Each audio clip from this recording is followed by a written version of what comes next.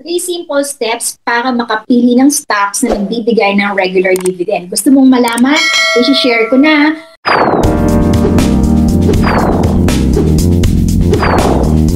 To your fuller way of life. Ikaw ba isang empleyado, OFW or seafarer, busy professional, retirees, self-employed or entrepreneur, housewife, mom or dad na gustong magsimulang mag-invest sa Philippine stock market pero hindi mo alam kung paano?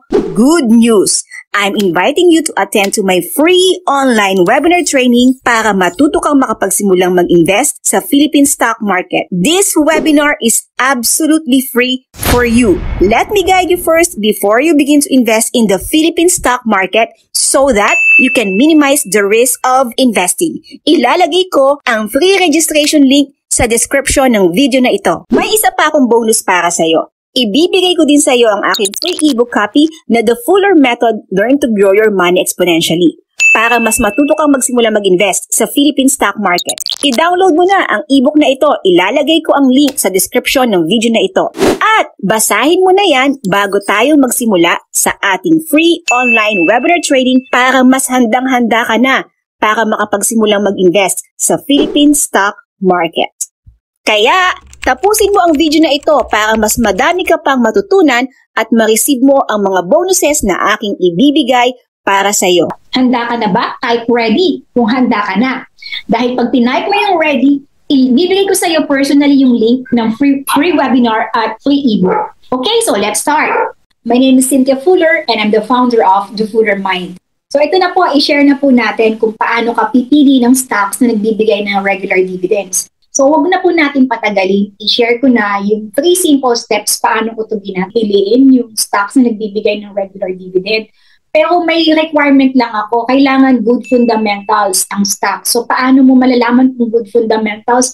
May nagawa na po akong video dyan, ilalagay ko na lang sa dulo ng video na ito para makita mo yung link doon at mapanood mo agad paano ka pipili ng stocks with good fundamentals.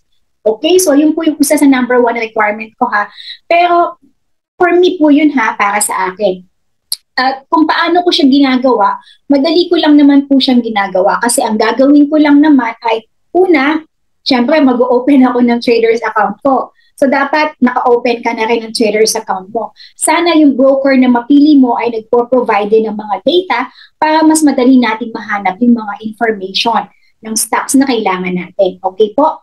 Ang gagawin ko lang naman doon, titingnan ko yung historical data ng stocks. Ano mang stock yung mapili mo, i-check mo lang yung historical data nila.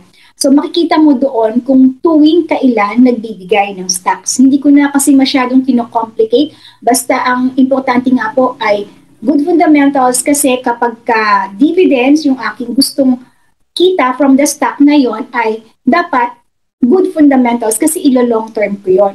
Yun yung isang goal ko, ilo-long term ko. At pag nakita ko na, ay okay, itong stock pala na to nagbibigay yearly, nagbibigay quarterly based on the history. Based on the history, for example. So pag nalaman ko na, okay, nagbibigay siya quarterly and then yearly, gano'n. Pero hindi po lahat ng stocks nagbibigay ng dividends. Okay? Yun nga, number 1 is, i-check ko yung historical data. Number 2 ay, i-check ko kung nagbibigay siya ng annually or regularly. Yun yung, ganun na yung step 2 ko. And then yung step 3, titingnan ko magkano yung dividends na binibigay. So, i-compute ko na yun. So, for example, this, kasi when I was still employed, yung 13-month pay ko or yung aking Christmas bonus, it's either of the two. Yung isa doon pang bayad ng insurance, yung isa doon pang stock market. So since nung nag-resign na ako sa work, wala na akong regular income na pwede kong pagkuhanan para makabayad ako ng insurance. So ang ginagawa ko is, pumili na lang ako ng isang stock na nagbibigay ng dividend regularly. So yung isa sa napili ko, 2,000 this year, nagbigay siya ng dividend at nakatanggap ako ng less than 13,000. And nung March 2022. And then this September, nakatanggap na naman ako less than 4,000. So, kasi yung mga previous years niya, yearly lang siya nagbigay ng dividend. But this year, 2 beses siya nagbigay. So, pero yung last year, mas malaki compared. Yung last year, I think, hindi ko nakita yung data exactly. Pero, yun, nakapagbigay pa siya ng dividends kahit na may pandemic, kahit na sa mga panahon na to. So, meron akong pandagdag ng pambayad sa insurance. Kung maliit man, dagdagan ko na lang. Hindi talaga sa totally wala akong nakuha. So, isa yung reason kung bakit ko kinuha yung stock na yun kasi nga, nag-resign ako sa work, wala na akong pagkukunan regularly, di ba? Kasi ang coming from the bonus or the 13-month pay. Kaya yung dividend na lang ang pinalit ko. So, pwede kang pumili ng stock na ganun.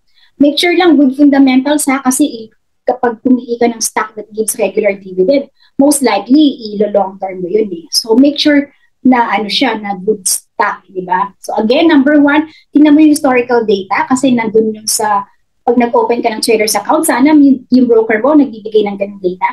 Number 2 is, tingnan mo kung annually or quarterly siya nagbibigay ng dividend. Tingnan mo yun. Kasi hindi lahat ng stocks nagbibigay ng dividends. Number 3 is, compute mo na lang kung magkano yung posibleng dividend na makuha mo based dun sa number of shares mo para tingnan mo kung papasok ba siya doon sa goal mo na pambayad. Pero, so kung isipin mo, halimbawa magsisimula ka pa lang, tapos maliit yung pera na ipambibili ng stocks, definitely maliit din yung share mo. Kasi kung maliit yung share, maliit din yung makukuha mong dividends kasi naka-proportion yan. Iko-compute yan. Equally divided yan sa mga shareholders. So for example, si Juan mayroong 1,000 shares, si Juana may 2,000 shares. So definitely, mas madaming dividends na makukuha si Juana versus kay Juan. So ganun po yung stock market na kita coming from the dividends. Okay? Pero kung gusto mong malaman yung exact demonstration, paano mo yung gagawin, I hope na maka-attend ka ng aking free webinar. It's how to start investing in the stock market. Ilalagay ko yung link sa description. And also, ibibigay ko yung free ebook on how to start investing pa din in the stock market. Sana basahin mo na yung free ebook bago tayo magsimula para mas madami ka nang maitanong during the free webinar.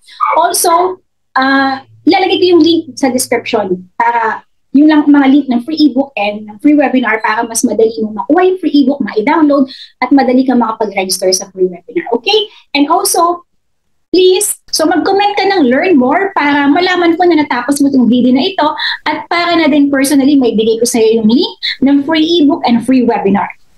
Don't forget to like, share, and subscribe. So, bakit ko ito ginagawa is the Fuller Mind's mission is to give inspiration and motivation to every Filipino to achieve one's financial goal through stock investing, using the Fuller Method's simplest and most practical approach. Also, remember then na learning is a continuous process, but learning without implementing is like holding grains of sand because it will just slip away from your hands.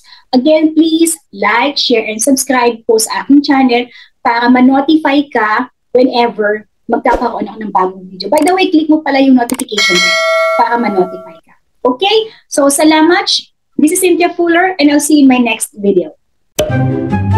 Kasi kung aasahan mo yung regular dividend, kung gusto mong kumita sa regular dividend na stock, ang isa sa dapat kong i-check. Also, please, don't forget to like, share, and subscribe to this video, or to my channel. Don't forget to like, share, and subscribe to my channel. And, ayun, nabubulol na ako.